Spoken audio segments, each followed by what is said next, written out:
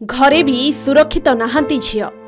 गुहाल घर को से दिन गाई को खाइबा देबा लगी जाइथिले जणे युवती, किंतु पूर्वरु ही गुहाल घरे लुचि बसिथिला जणे युवक। औ युवती जेमिति गाई को खाद्य देबाकू जाइछंती, संगे संगे तांको टणाभिड़ा करिबा आरंभ करिथिला गुहाल रे लुचि रहिथिबा युवक। उपाय शून्य होई युवती चित्कार करिबाकू लागिले। आउ सेही समय रे तांको बापा बिलकू जाउथिले। झियर पाटी सुनी सीधा गुहाल भितरकू दौड़ी जाइथिले बापा। आउ झियर बापांको देखि संगे संगे घटना स्थलरू फेरार होई जाइथिला अभियुक्त।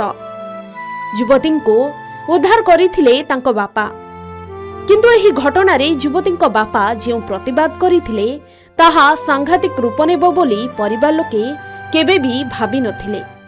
प्रतिवाद करिबारु युवतींको बापांको संघबद्ध आक्रमण करिथिले अभियुक्तर परिवार। उपाय शून्य होई झियो तांको परिवार लोके थानार द्वारस्थ होइथिले।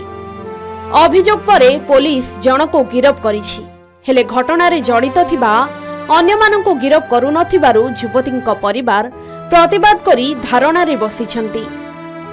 सूचना अनुसार एही घटना भद्रक पीरहाट थाना नरेंद्रपुर गाँव रे घटी जाइछि।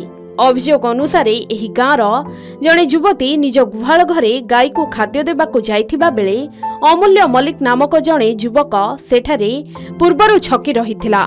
आउ युवतींक सह असादाचरण करिबाकू उद्यम करिथिला। एथिरे युवती जनक भयभीत होई पाटी करिबारु अमूल्य घटनास्थलरू पळाई जाइथिला। एने युवतींक बापा प्रतिवाद करिबारु अमूल्यंक सहित तांको परिवार सबु सदस्य हठात उत्क्षिप्त होई युवतींक बापांको आक्रमण करिथिले। तेणु युवती पीरहाट थाना रे सेमानक नारे अभियोग देइथिले। पुलिस जणे अभियुक्त को गिरफ करिथिले भी अन्य माने एबे खुलम खोला बुलुछंती। सेमाने युवतींक परिवार को धमक चमक देउथिबा भी युवती कहिछंती। तेणु न्याय पई युवतींक परिवार लोके भद्रक एसपींक ऑफिस सम्मुखरे धारणा देइछंती। अन्यपटे घटना रे पुलिस किंबा अभियुक्त परिवारकर कौनसी प्रतिक्रिया मिली पारि नहीं।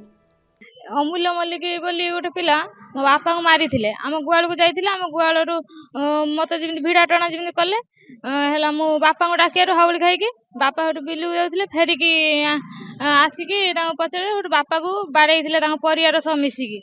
अमूल्य मल्लिक, स्त्री तिलोत्तमा मल्लिक, झील रश्मिरेखा मल्लिक, चिन्मय मल्लिक, सुकांती मल्लिक, गुर पैड़ा माँ 6 जन जाक समस्ते मारी मार सारापर आम पीरहाट थाना को एतला देते आसलु। एतला देला पुलिस कौन किसी कार्यानुष्ठान कलानी न करिकी ग्रामवासी जो कहले चाप पकईले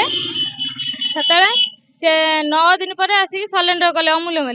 अमूल्य मल्लिक जो सरेंडर करे कोर्ट चालान करदे। कोर्ट चालान कलापर सेतिकर अन्य अभियोगकारी क्या आरेस्ट करना आसिक 1.5 मास हो गला।